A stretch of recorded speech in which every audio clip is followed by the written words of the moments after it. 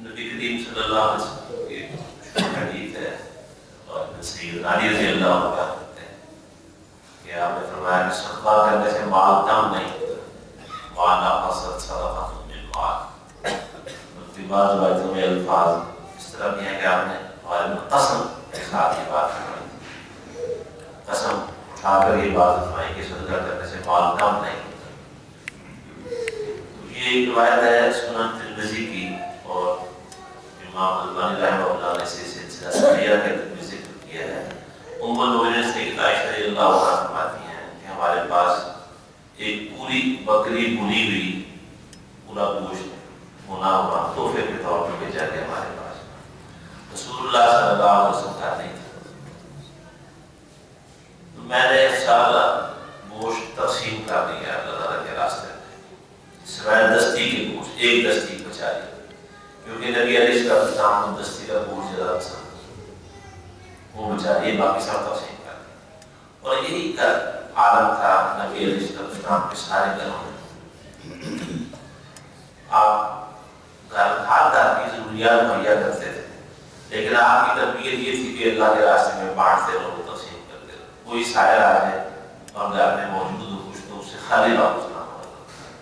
یہ جو واقعات آتے ہیں، کئی دفعہ نبی علیہ السلام کے پاس مہمان آیا، آپ نے اس کی ضیافت کے لیے سارے گھروں میں بھیجا، پتہ کرنا تو کسی گھر سے کچھ نہیں ملا۔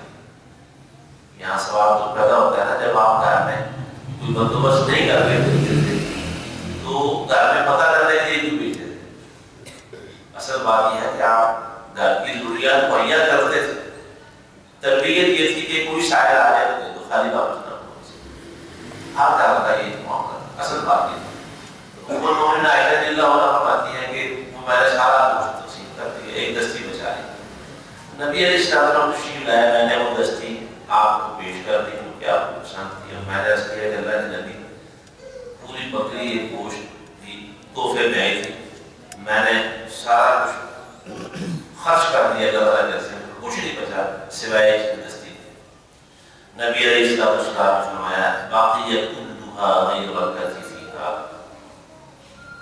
جو بچا ہے تمہاری نظر میں، حقیقت یہ ہے کہ اس کے علاوہ سب کچھ ہمارے لیے بچ گیا، یعنی جو اللہ کے راستے میں دے دیا وہ ہمارے لیے آخر دستی ہے بن گیا، یہ دستی ہماری نہیں ہے، باقی سب کچھ ہی ہمارا ہے، یہ آخر۔ اور یہ بات ایک اور حدیث میں بھی نبی علیہ السلام نے فرمایا، بندہ کہتا ہے مالی مالی مالی، میرا مال میرا مال میرا مال، فرمایا بندے کا مال صرف تین شکل ہوتا ہے، ایک وہ جو اس نے کھا کے ہضم کر لی ہے، ایک وہ جو کپڑے پہن لیے اپنے استعمال میں لایا، کپڑے استعمال کر کے پرانے کر کے پوشیدہ کر کے پھینک دیے، یہ ہے، اور تیسرا وہ جو اللہ تعالیٰ کے راستے میں جمع کروا دیا، یہ تین اس کے مال۔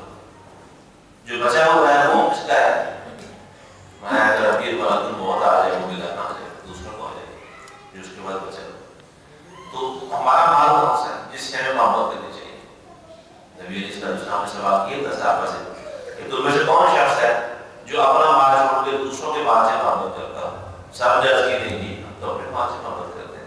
فرمایا کہ اپنا مال وہی ہے جو اللہ کے راستے میں جمع کرواؤ۔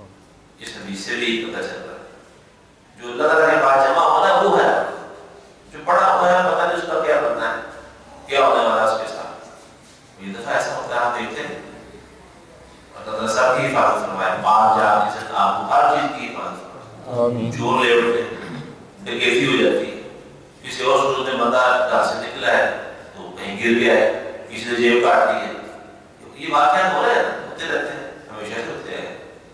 اس لیے اصل مال وہی ہے ہمارا جس پر کوئی ڈاکہ نہیں ڈال سکتا، جس کے ضائع ہونے کا کوئی اندیشہ نہیں، یہ وہ مال ہے جو اللہ تعالیٰ کے پاس جمع ہو گیا آخرت میں بھی۔